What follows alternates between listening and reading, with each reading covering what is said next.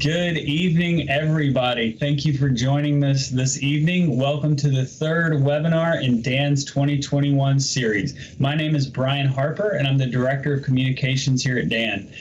Quick note, there are tornadoes in our area. It's possible that our speaker tonight, Frauke, or I, or Josh, who is running our stream, may need to seek shelter during this presentation. So we apologize in advance for any trouble that causes.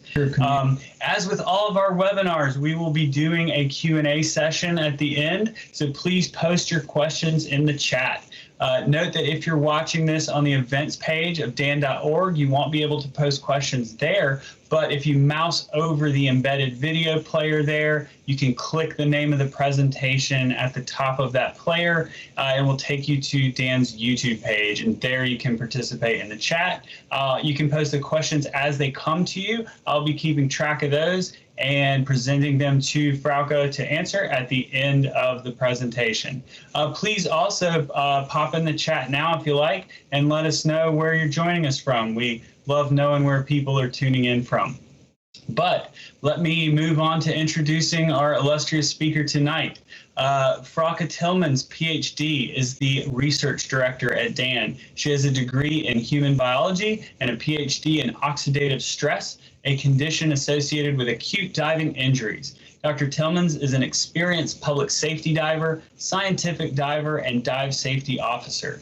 She has worked as a researcher in global collaborative projects focused on decompression stress, inert gas narcosis, and oxygen toxicity, and she was employed by the German Navy before she began working at Dan in 2019. Tonight, she will be presenting the Research Roadmap 2021 and beyond. Over to you, Frauke. Hi, everyone. Thanks for tuning in tonight. As Brian said, it is getting dark here, although it shouldn't be. We're under a tornado warning, so please excuse if I have to take shelter in between, but we will be back after that. So what I'm going to present today, and I'm going to share my screen right now, is the Research Roadmap 2021 and beyond. What this means is I'm going to walk you through everything that we currently do and plan on doing for the rest of 2021 and probably for the upcoming years.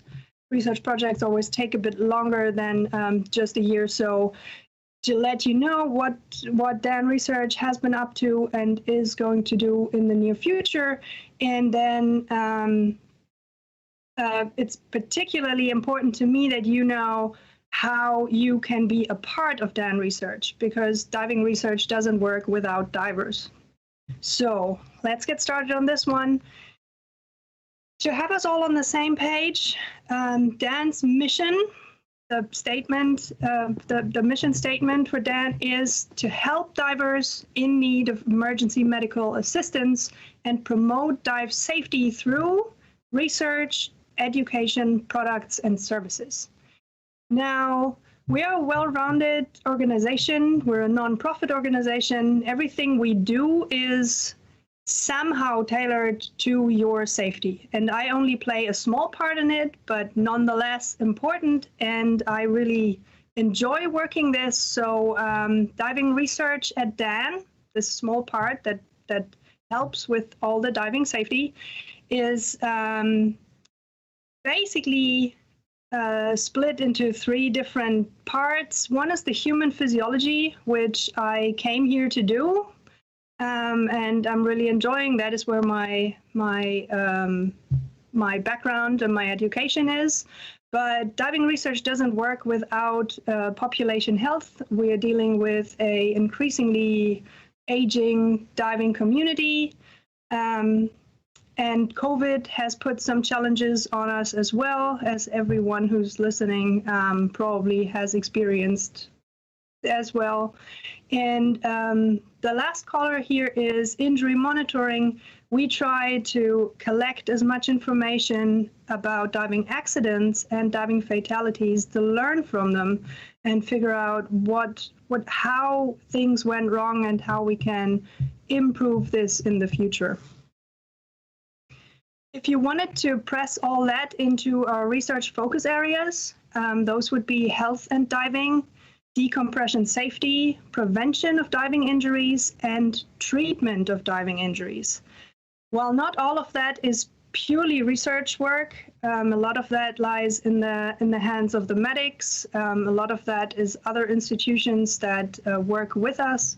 But these are the main focus areas, and we revisit those every other year to see if we are still online and we are still serving the diving community and are still doing what the diving community expects from us and what they need. If you don't take anything away from this talk today, I do want you to remember a few things, and the main takeaways will be how to navigate our all-new dan.org website that we've all been working on very hard and that has finally launched. How to become part of Dan Research, obviously. That is my main goal today. And I want you to know and to understand and to know that we appreciate that Dan only lives with your support. So let's get started. Where do you find information on this dan.org thing? This is the cover of the website. You find membership and insurance information, health and medicine, safety and prevention, research and reports. I'm going to come to that in more detail. Education and events, professional programs, and an About Dan section. You also find the Dan store, the Alert Diver, a blog with all kinds of very good information, and there is a lot to discover on this page. I would invite you to go and just have a look once you finish watching my webinar. What I really want you to look at, just because I've put so much work into it, is the research and reports section. And that is going to get you to resources where you can find what projects we're working on, to find resources, to find out how you can sign up for studies and participate, and how to apply for funding if you have projects that you think would be beneficial for Dan to get their hands in. I'm going to switch now to the browser. So this is what research and reports looks like. Our current research would be found here, completed studies, so everything that Dan has done in the past 4 decades that we have been doing research. And then obviously most important for today, how to get involved. And for those who are scientists or researchers, the grant program and the collaboration opportunities.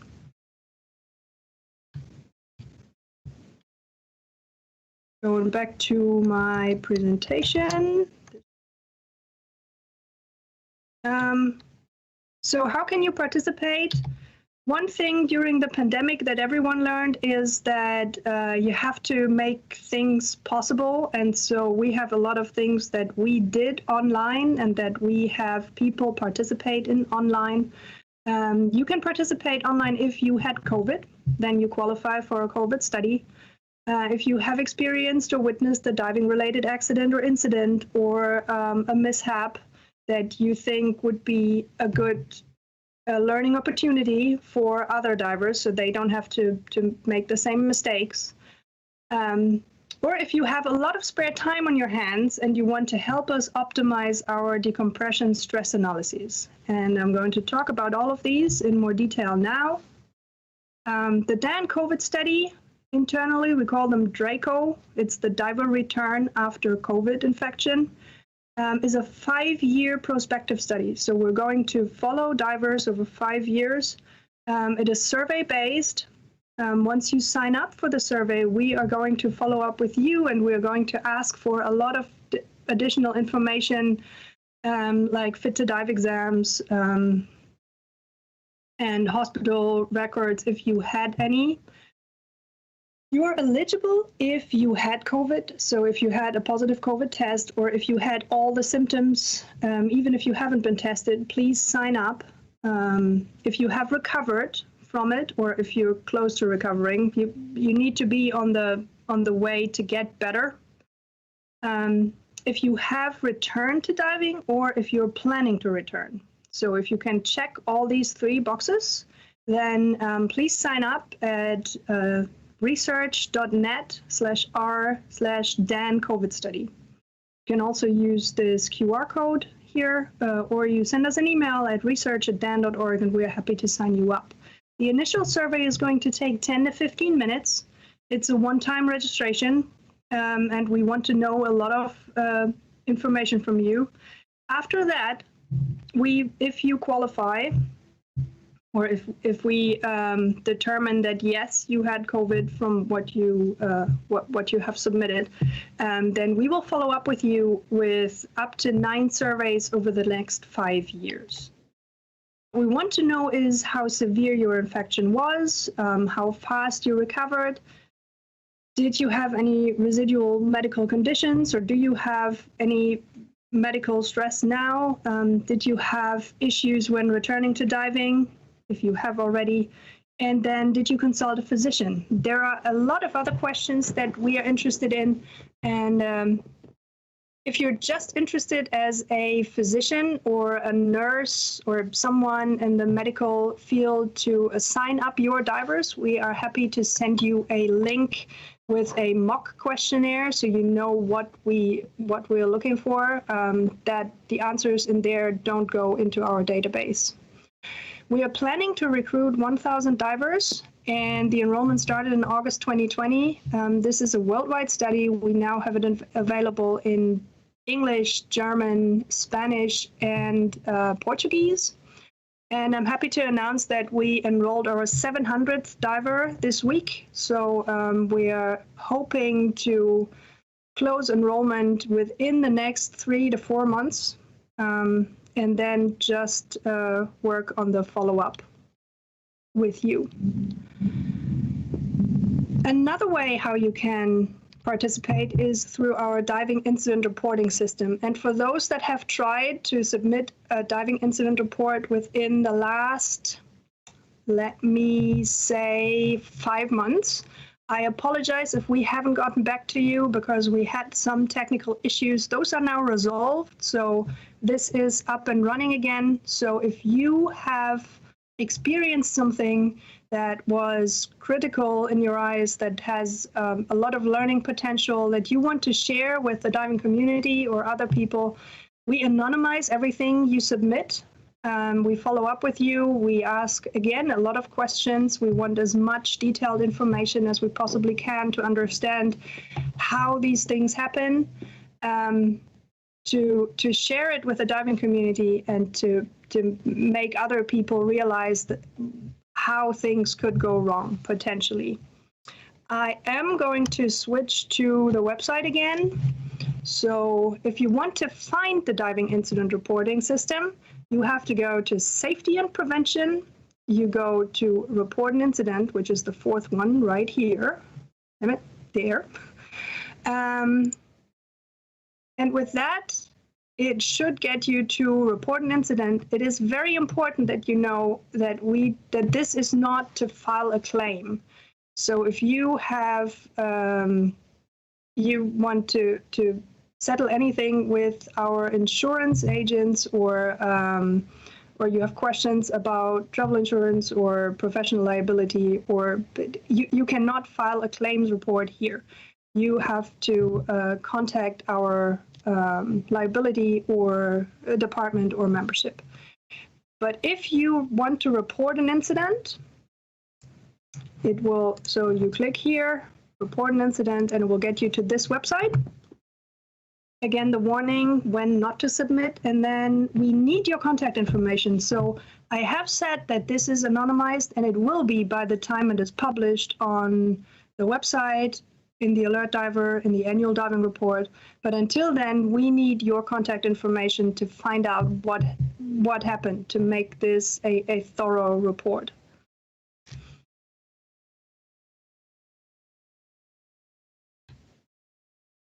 So again, this is meant as learning opportunities. If you are not interested in sharing your incidents, that is fine with us, but it is one way to participate and to make the diving community learn about mistakes that other people made. And then the third part, how you can potentially work with us and for us, is decobubbles.com. This is something that everyone can do. You don't have to be a diver, you don't have to be medically trained, you don't have to be very experienced, but you can. What usually happens when we go out in the field is this here is you go diving, and then this is my valued colleague, Dr. Papadopoulou from UNC, we take measurements from you. So we take cardiac ultrasounds, and those look like these here. What then happens is we take home a ton of these videos, and in previous years, the idea was that we grade those. That is still time consuming, but it's okay. So these grading scales that we used or are still using are, we look at the video and we determine, okay, grade 0 would be no observable bubbles. This is obviously not the case, looking at the champagne that is coming out here. So this is not occasional. It's not 1 every 4 heart cycles. And it's not a whiteout yet, so single bubbles can still be discriminated. So this would probably be a grade 4, maybe a grade 3 if you look at the frames. Now, working with grades is always difficult in science because we can't do a lot of calculations with it, and we want to be as precise as we possibly can. So we went into the business of counting these bubbles, which you can only do when you stop that video at a certain point when the valves are open, and by that time you can click through all the bubbles that are there, and then you determine after over 10 heart cycles how many bubbles you have, and you put that into an Excel spreadsheet, and then you start calculating. Now, this is really time consuming, and I'm telling you, as someone who has done this a lot, that it can be very tiring, and you cannot do that all day. So what we were lacking were people to help us do this. And what we're ultimately lacking is an automated system or an algorithm to help us count this, because this is something that a machine could do for us. Now, to train an algorithm, we have developed decobubbles. And by we, I mean the Joint Department of Biomedical Engineering of UNC and NC State and Dan. So we put our heads together and decided it is time to come out with a website that will allow people to learn how to grade or how to count bubbles in our videos, and all those counts can then go into our database to feed into the algorithm and to eventually have an automated system, which then ideally I upload a video and it will give me a number. That would be fantastic. I'm going to switch to the browser again to show you how this looks in real life. Hold on, let me go back. So this is the title page, decobubbles.com. Once you are there, you will be asked to register. And when you register, you will be prompted to a video. This training video is 8 minutes long and will tell you all you need to know about heart anatomy in a very short sequence, and then how to work this application and how to count bubbles for us, 10 frames per video. Once you've done that and you have successfully completed 3 training videos that are in agreement with our previous ratings, then you're allowed to actually become a rater, and then you can you get access to this dashboard. As you see here, this dashboard is my personal one from December, And at the time, we had 204 videos in the database. We still do have those, but only 6% of the videos were rated. And we only had 32 unique raters, of which half were probably friends that just felt pity for us, for me, when I said, please, I need someone to test this. So this is the status end of 2020. What then happened is we launched this about a month ago, and all of a sudden 44% of our videos are rated. We're hoping for much more because the database is going to grow. I'm going to talk about the reasons for that in a minute. We have 170 unique raters, so thank you all for signing up.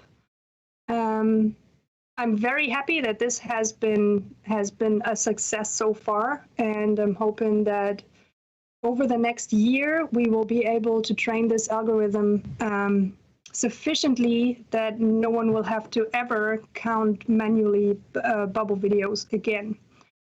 Now, if you are a researcher or belong to an institution that does count, that does on a regular basis take videos, 4-chamber view videos of hearts with bubbles, then please reach out to us if you want to use the app for analyzing your own data. These don't have to go into our database. You can use the app as a scientist or researcher if you just reach out to us at UNC or at Dan.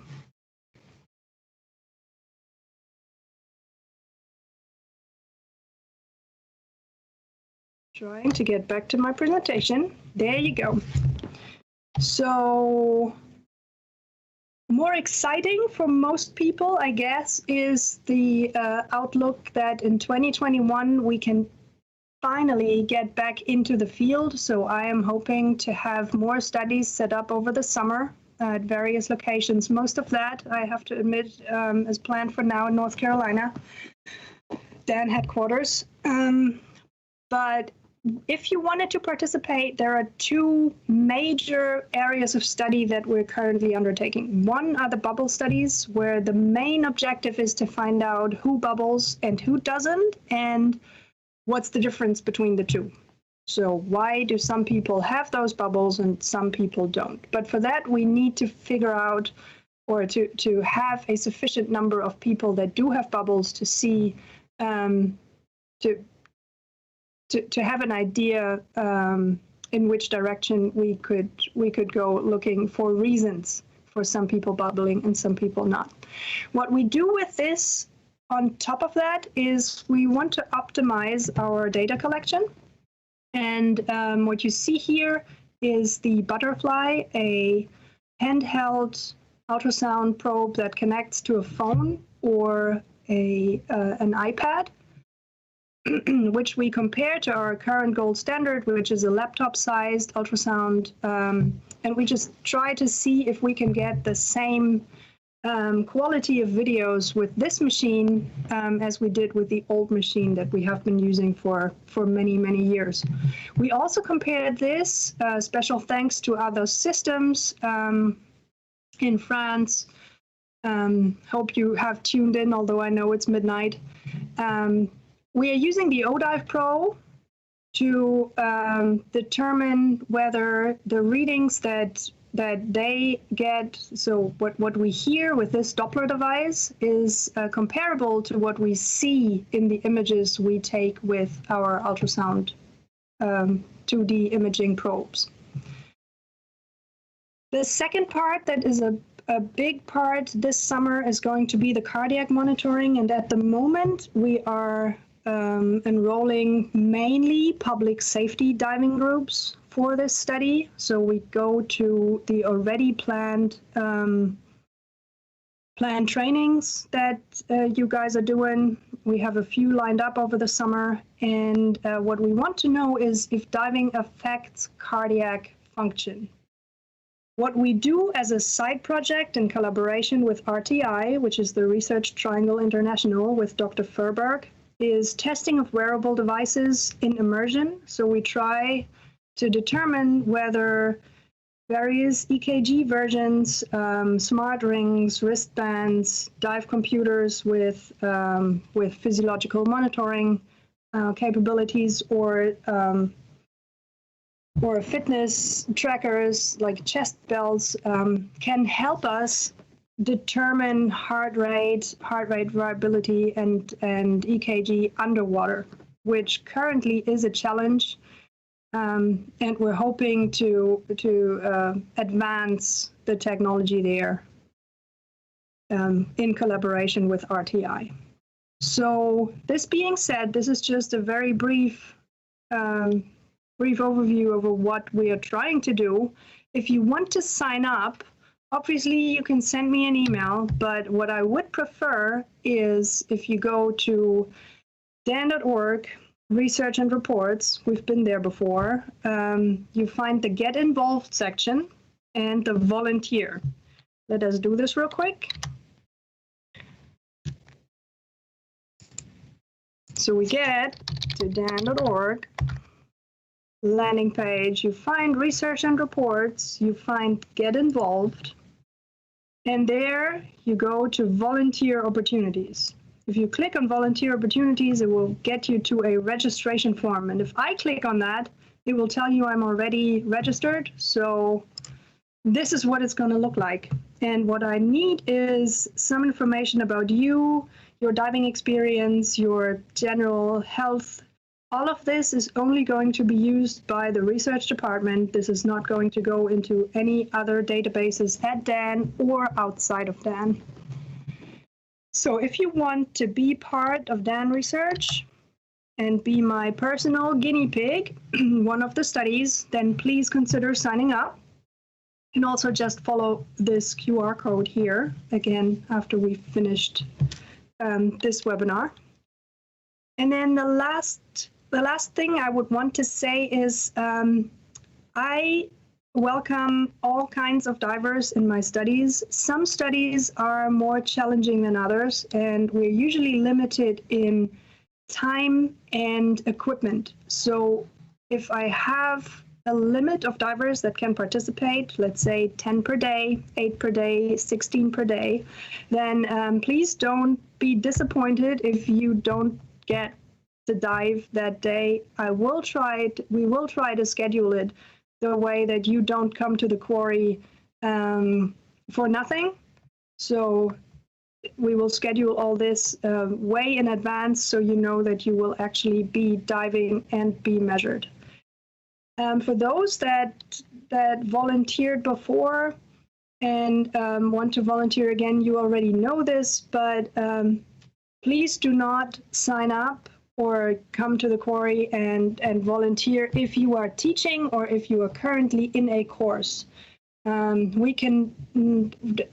schedule is very tight, and it is going to be a challenge for us to accommodate any type of teaching that will have to go on in between. So if you're coming to the quarry, or the ocean or wherever we are, and you want to dive for fun, and you also want to help us with research, then you're more than welcome to sign up.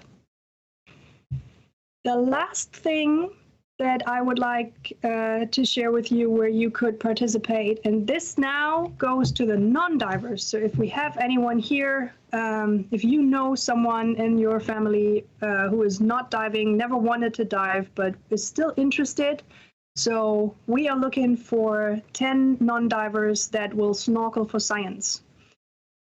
Since the full-face snorkel masks got into on the market, there have been various models from many manufacturers. Some are better, some are worse. There have been concerns after some unexplained deaths using these full-face snorkel masks. And what we're trying to do is testing different models for safety. So looking at various physiological parameters, how inexperienced subjects handle these masks, and where the main concerns might be. And we do know that there are various differences in the way these are manufactured. And generally, the companies that have a research and development department did a better job at making this a safe device. But in general, we need to explain where these deaths occurred and why. Now, this is all for now that I want you to know about how you can participate. If you can't participate in person or don't really care about doing something online that is bubble counting, or you haven't had COVID, we always appreciate your donation. Donations at DAN can be general, or they can be dedicated to a specific cause. We do have the DAN Endowment, which specifically supports the DAN mission program, so the helpline, the hotline, the medical hotline, the research projects. We appreciate everything. And the easiest way, and this doesn't even cost you anything, you can transfer your Amazon, or you can log into your Amazon account at smile.amazon.com and choose the DAN Foundation as the nonprofit organization you want to support, and then Amazon will donate to DAN for you. I'm doing this. I do not know how many more people are doing this, but I feel that this is a very, very good way to just give without having to care, to think about it too much. If you are not yet following us, then please go to Divers Alert Network on Facebook, follow us there.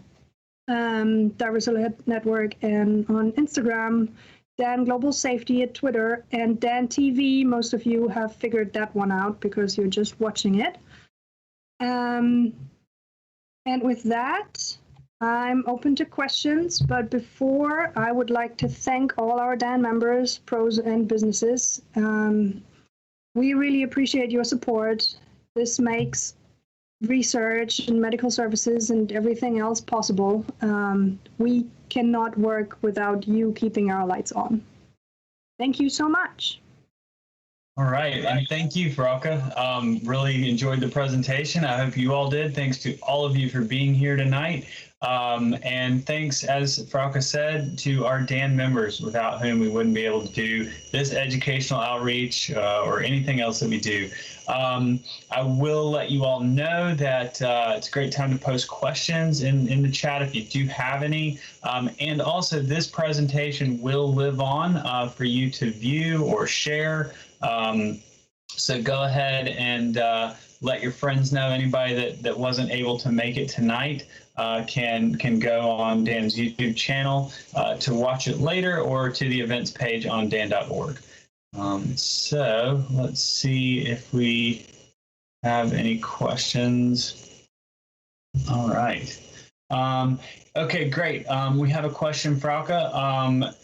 What is the purpose of the DAN COVID-19 study? Is there a particular hypothesis that is being tested?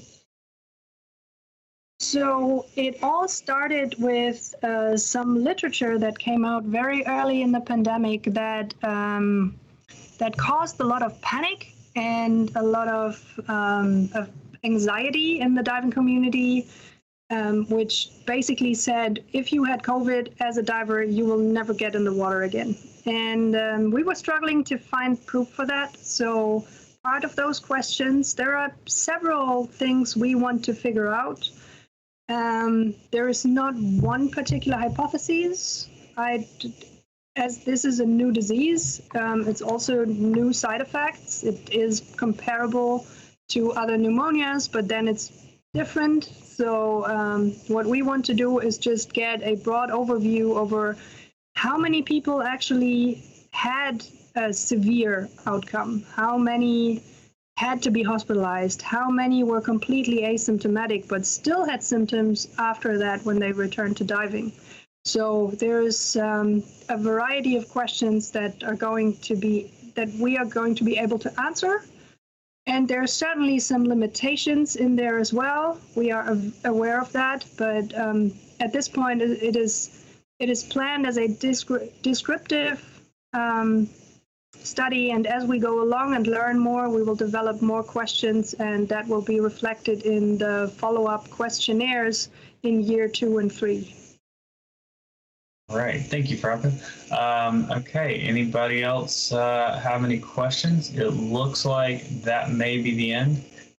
So once again, thank you, Frauke. Thank you, everyone who joined us. Thank you for your support as DAN members. And we will see you in April for our next presentation in the 2021 webinar series. Have a good evening, everyone. Thank you, everyone.